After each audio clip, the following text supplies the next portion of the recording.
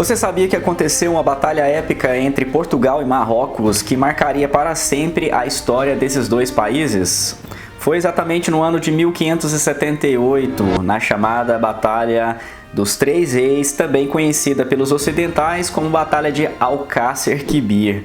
Na época, Portugal tinha uma força superior e era apontado como favorito, mas tivemos um final surpreendente. E foi assim que as histórias de Portugal e de Marrocos acabaram se entrelaçando. Geralmente a gente estuda esse capítulo da história pela perspectiva europeia, mas hoje nesse vídeo aqui vamos ver através de um ponto de vista de um historiador marroquino, o Mohamed El Fazzi. Se a gente não quiser recuar muito no tempo, tudo começa em 1415. 1415 é a conquista de Ceuta pelos portugueses. Ceuta é um entreposto que fica no Marrocos. Na verdade, hoje é controlado pela Espanha, mas está no território ali do norte da África. E é um entreposto coalhado de especiarias que está ali entre o mar Mediterrâneo e o Oceano Atlântico. A partir dessa conquista, Portugal vai abrir caminho para sua expansão marítima. E também vai começar, a partir desse ponto, a conquistar vários pontos no território marroquino. Isso não quer dizer que os marroquinos ficaram assistindo tudo quietinhos. Na verdade, os sheiks que existiam na época vão tentar organizar resistências. O sucesso da retomada do território pelos marroquinos passa diretamente pela ascensão de uma nova dinastia, o Saad, ou dos Saadianos. O primeiro desses caras vai ser Abu Abdallah, também chamado de Al-Qaim, que em 1511 proclamou seu poder como sultão do Marrocos. Ele vai lutar não só contra portugueses, mas também contra a outra dinastia que mandava antes, os Batássidas, e que nessa época, era uma dinastia berbere, mas que, embora decadente, ainda dominava o norte do Marrocos. E tiveram várias disputas e conflitos entre esses dois grupos, os Batássidas e os Saadianos, mas por um breve período aí de 12 anos, houve um momento de paz, e aí os saadianos conseguiram reconquistar alguns postos importantes que estavam nas mãos dos portugueses, como Agadir, Safi e Azemur. Mas além das disputas entre árabes e berberes, havia também o fato de que os turco-otomanos queriam tomar a região. Tanto é que o sultão sucessor de Al-Qaim, Mohammed al-Sheikh, vai ser o cara que, embora tivesse colocado fim na dinastia Watássida, ele vai ser assassinado a mando dos turco-otomanos por um guarda do próprio Marrocos. Após sua morte, o novo califa, proclamado sultão Ghalib Billah, vai tentar conseguir colocar de novo ou dar continuidade a essa política saadiana de expulsar toda a ocupação estrangeira sobre o Marrocos, mesmo se ela fosse muçulmana, que é o caso aí dos otomanos, que estavam tentando tomar a região. Vale lembrar que nessa época o Império Turco-Otomano estendia o seu poder, o seu domínio a todos os países árabes. Mas o período aí de governo de Ghalib Billah foi um período próspero para o Marrocos, tanto que ele conseguia também fazer aí transações comerciais com estados europeus, principalmente com a França. Ghalib Billah reinou por 17 anos e morreu tranquilamente em 1574. E foi sucedido por seu filho Al-Masluka, conhecido lá pelos portugueses como Muley Maomé. Só que a regra desse sultanato dizia o seguinte: quem deveria suceder o sultão era o homem mais velho da família e não necessariamente o seu filho primogênito. Então podemos dizer que o Masluka era aí um usurpador do poder. Seu tio, Mulay al-Malik, chamado pelos portugueses de Muley Moluco e que a gente vai chamar ele aqui de Malik, esse cara vai buscar a ajuda dos otomanos, olha que loucura, para tentar reivindicar o seu trono que o seu sobrinho tinha tomado. E para tentar convencer os otomanos, ele vai acabar lutando junto com o exército otomano na conquista ou na reconquista da cidade de Tunis. E vai ganhar a simpatia desse pessoal. Tanto que ele vai ser recebido aí pelo califa de Constantinopla, que vai colocar à sua disposição um exército saindo aí da cidade de Argel. Malik acabou não encontrando resistência na sua incursão sobre o sultanato saadiano do Marrocos, até porque a boa parte da população lhe era favorável. Masluka, o seu sobrinho, fugiu e conseguiu asilo político, olha só onde? Na Espanha, na época governada por Filipe II. Ele vai ficar exatamente na cidade de Vélez de la Gomera. Assim como o período de governo do seu irmão, o sultanato de Malik vai ser próspero. Ele vai conseguir reestruturar a marinha e continuar ou intensificar as trocas comerciais com a Europa.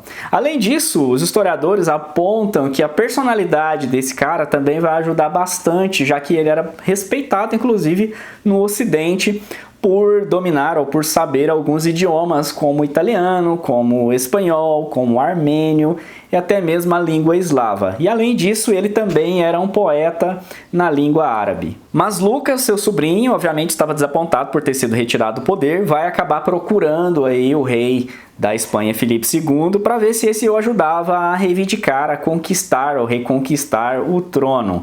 Mas o rei da Espanha não vai se meter. Então ele resolve fazer contato, olha só com quem? Com o rei de Portugal, Dom Sebastião. O jovem rei Dom Sebastião sonhava desde criança em conquistar o Marrocos, tomar a região do Maghreb e caminhar até o Oriente para resgatar a tumba de Cristo que estava agora sob as mãos dos muçulmanos, né, do Império Turco Otomano, para ser mais específico. Isso tinha a ver, obviamente, com o ambiente em que ele foi criado, nesse imaginário das cruzadas, de remontar as velhas conquistas de Portugal. Podemos dizer que o encontro de Masluca com Dom Sebastião foi o encontro do malandro com o otário. Ou seriam os dois otários? Pode-se dizer que mesmo contra a opinião de boa parte de seus conselheiros, Dom Sebastião viu nisso uma oportunidade, a justificativa para poder invadir o Marrocos. Mas para falar a verdade, a opinião pública era favorável a essa expedição amalucada, bem como a burguesia, interessada em lucros de uma conquista, e também a nobreza, né, de mostrar sua bravura, de mostrar sua honra e todo aquele trololó lá que a gente já sabe da passagem aí da Idade Média para a Idade Moderna. O sultão marroquino Malik ficou sabendo desse arranjo e tentou desencorajar Dom Sebastião nessa expedição, escrevendo a ele inclusive uma carta que ficou muito famosa. Nessa carta, Malik dizia que essa era uma expedição sem sentido, que se tivesse uma agressão não tinha razão nenhuma dela acontecer, que inclusive ele nunca tinha feito nada contra o rei português, mas que se mesmo assim ele quisesse tentar,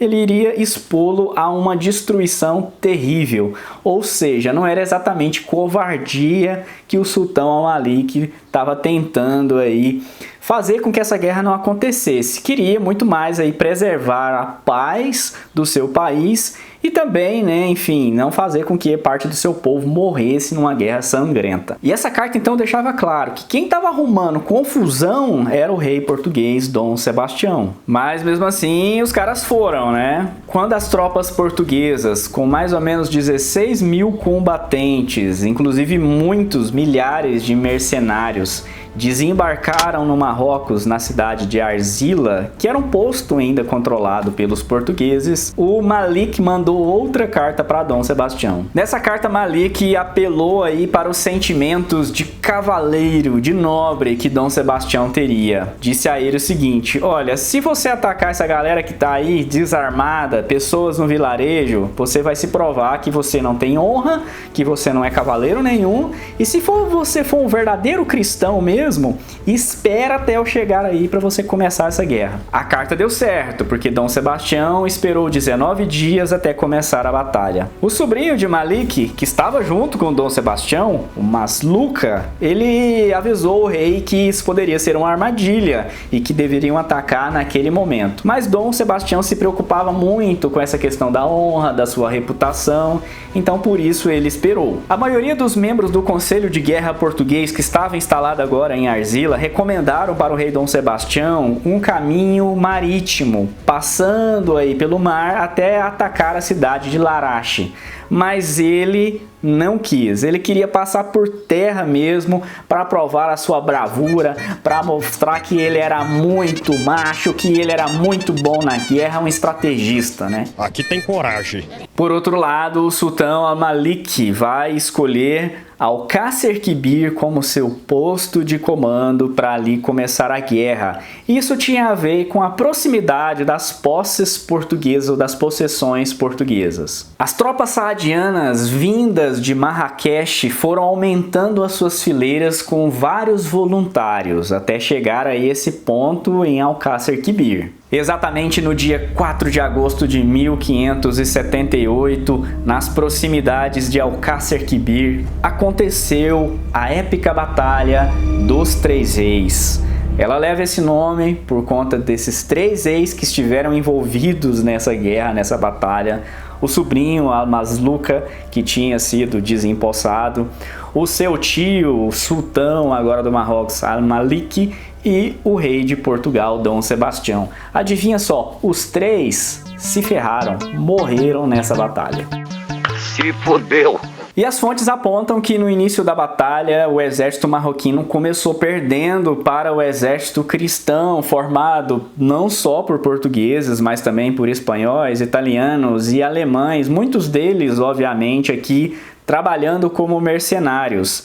Além do que, junto a esse exército cristão, somava-se também um pequeno grupo, um pequeno grupo de soldados aí, mouros, que apoiavam Al-Masluca. Porém, desse início difícil, Malik, que na época tinha parte do corpo imobilizado por conta de uma doença que ele havia contraído em Marrakech, vai, sabe-se lá como, levantar a sua espada e entrar no meio da galera, no meio dos soldados e assim, e ele vai acabar caindo e vai morrer. Mas a sua morte será ocultada para que os soldados, os combatentes que estavam lutando por sua causa, não se sentissem aí desanimados, e continuassem na batalha. É o que vai acontecer. Daí em diante, os soldados muçulmanos foram avançando e os cristãos foram recuando, cedendo terreno e também fugindo. Alguns pularam no rio para poder se salvar e acabaram morrendo afogados. Dom Sebastião resistiu enquanto pôde, mas em um determinado momento ele sumiu em meio a milhares de soldados. E morreu. Masluca também se afogou no rio e posteriormente seu corpo foi pescado e entregue ao califa de Fez, Al-Mansur, tio também de Al-Masluca, ou seja, irmão de Al-Malik, que havia morrido, e que posteriormente a essa batalha vai ser proclamado sultão do Marrocos. Enfim, os muçulmanos venceram. Milhares morreram nessa batalha que durou cerca de apenas 4 horas. Entre os portugueses, os que não morreram no conflito foram capturados e transformados em prisioneiros de guerra, cerca de 14 mil pessoas. Uma imensa quantidade de ouro foi paga como resgate dos nobres que foram feitos prisioneiros. Gente, era tanto ouro que o novo sultão, o novo rei do Marrocos, Al-Mansur, acabou ganhando um novo apelido, o Dourado. Depois de um tempo de enrolação, os restos mortais de Dom Sebastião teriam sido entregues ao rei da Espanha, Filipe II, que aí depois já tinha se transformado em rei ibérico, porque a Espanha vai juntar com Portugal também em consequência aí dessa batalha. E assim, entre os portugueses da época vai haver muitas controvérsias se esses restos mortais eram mesmo de fato de Dom Sebastião, esses restos mortais que foram entregues a Filipe II, depois foram sepultados, ou se eram de uma outra pessoa, porque reza a lenda que o Dom Sebastião teria desaparecido nessa batalha e nunca encontrado nem o seu corpo, e aí então nasce a lenda do sebastianismo, de que um dia ele vai voltar, sabe-se lá de onde, para retomar o reino de Portugal e transformar Portugal numa velha potência como ela tinha sido na época da expansão marítima, e por aí vai. E claro, muito se fala então das consequências que Portugal sofreu por conta dessa guerra, como essa que eu estou falando aqui, da União Ibérica, enfim, que Portugal acabou perdendo realmente influência entre os países muçulmanos, sobretudo, então viveu um período de certa decadência aqui nesse momento. Foi o fim da dinastia de Aves, então depois veio a dinastia de Bragança, mas essa dinastia de Aves morreu aí com o tio de Dom Sebastião, que era o Dom Henrique, ele já era velhinho quando assumiu o trono português, e aí já era para essa galera. Mas pouco se fala das consequências que o Marrocos teve aí com essa vitória na batalha de Alcácer Quibir, a batalha dos Três Reis, assim chamada pelos muçulmanos. E a consequência foi que, de fato, essa vitória deu paz e prosperidade para a dinastia saadiana continuar o seu sultanato no Marrocos. A dinastia dos Saad se tornou muito rica e também influente e respeitada em todo o mundo. A indústria açucareira marroquina, na época a maior exportadora de açúcar mundial, vai conseguir agora um novo impulso aí com essa grana entrando no sultanato saadiano. Com efeito, o poder do Império Otomano vai ser reforçado, mas os turcos vão renunciar à ideia de conquistar o Marrocos, permanecendo o único território árabe não dominado ou não submetido aos otomanos. Em seus moldes, a Batalha dos Três Reis pode ser considerada a última cruzada e representou uma vitória para todos os muçulmanos.